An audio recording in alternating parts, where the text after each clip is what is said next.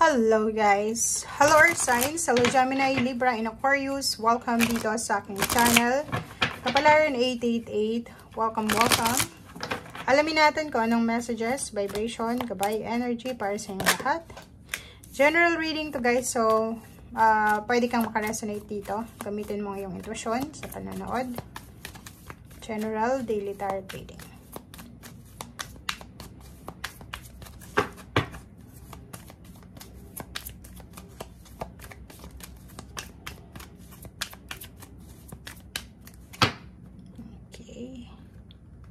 Kunin natin to guys. Okay, look in the book and lesson found. Air signs, Gemini, Libra, and Aquarius. Okay. Kung makikita mo dito, meron sa inyo na iba, hindi naman lahat makaka-resonate, pero yung iba, posibleng maraming nawala sa inyo. Parang today ay marirealize mo na yung buhay mo last year, last holiday season, last December 2022 or 2021, 2020, is sobrang iba sa ngayon.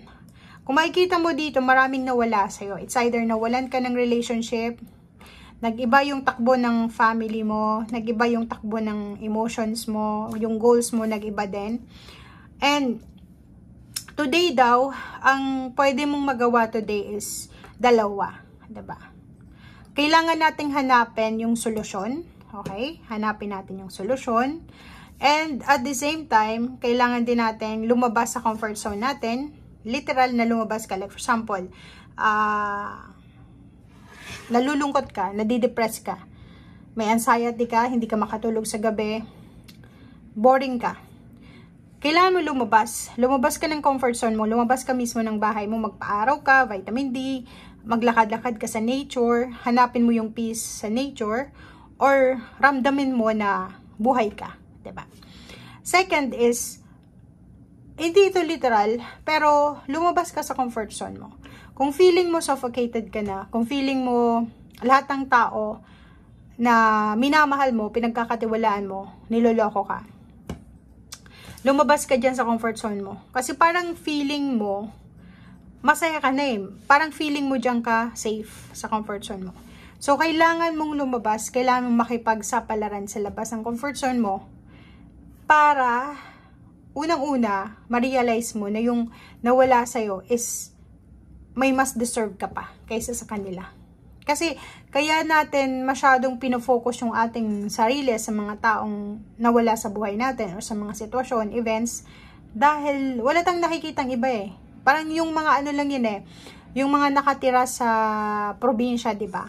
Aminin natin, lalo na sa mga malayong probinsya, di ba? Sila lang mismo yung nag-aasawa, magkakapit-bahay, kasi hindi sila makalabas ng kanilang comfort zone, ng kanilang probinsya.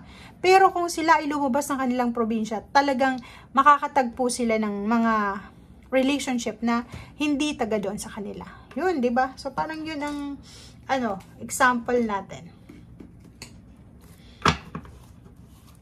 And wag ka daw mag-alala kasi yung mga nawala sa'yo, destiny yun na mawala. Okay? And kaya nawala sila sa buhay mo dahil may posibleng ipapalit sa'yo ang universe na deserve mo.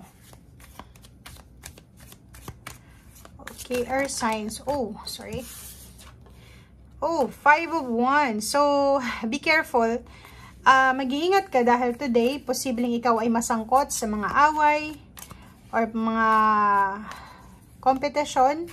Be careful dahil pwedeng sa araw na ito magkaroon kayo ng hindi magandang communication with your friends, family, siblings, relatives, or pwedeng mga kapitbahay. Okay, Queen of Swords. Nako guys, etong barahang ito ay sobrang alarming siya. Kasi sinasabi ng baraha sa'yo na nandito yung the devil, nandito yung temptation. Posibleng malagay ka ngayon sa sitwasyon na sobrang gulo. Pwedeng may makaaway ka, pwedeng yung mga plano mo sa araw na ito ay hindi matuloy dahil may kumukontra. Ano ba yung plano mo? So, ilagay natin sa comment section. Kasi, yung plano mo, may mga tao sa paligid mo na ayaw nilang matuloy ito. Yung plano mo ay parang sinasabi ng barahan na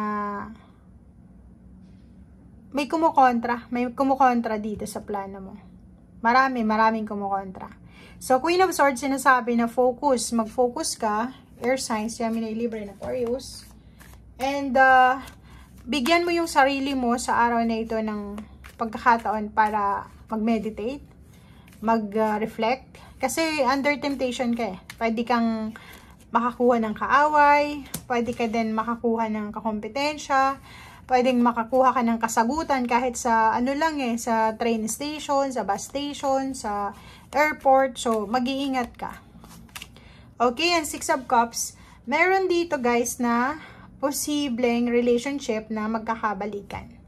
So, it's either childhood relationship, mag-ex, or pwedeng, kung makikita mo to, 6 of Cups, is yung past to. Past relationship na posibleng magkaroon ng endings, magkaroon ng closure, or pwedeng may magkakapatawaran ditong magkakarelasyon.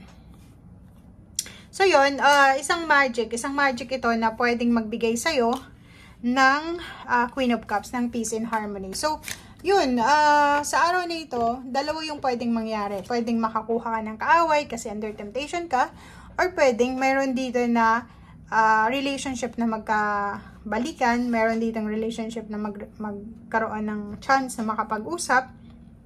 Isang magic dito ang posibleng mangyari na pwedeng magbigay sa'yo ng peace and harmony. Okay, King of Swords, High Priestess, and then Knight of Pentacles. So, kung makikita mo dito, 1, 2, 3, may posibleng pera na parating. May posibleng, yun ang kailangan natin bigyan ng focus. Kasi masyadong nakafocus yung iba sa inyo dyan sa usaping emotional. Emotional to eh. Relationship, family, friends, na hindi mo napapansin na may paparating palang offer ng work, may paparating na wisdom, may paparating na direction, may paparating na peace and harmony. So, masyado tayong nakafocus sa nawala sa atin. Masyado tayong nakafocus sa efforts natin. Okay? So, sinasabi ng baraha sa'yo dito, huwag mong hahayaan na sa araw na ito, nakawin ng the devil, nakawin ng mga taong may masasamang loob na balak sa'yo ang, kumbaga, peace mo. So, iwasan mo sa araw na ito yung makipag-diskusyon, yung i-prove mo yung karapatan mo, yung worth mo.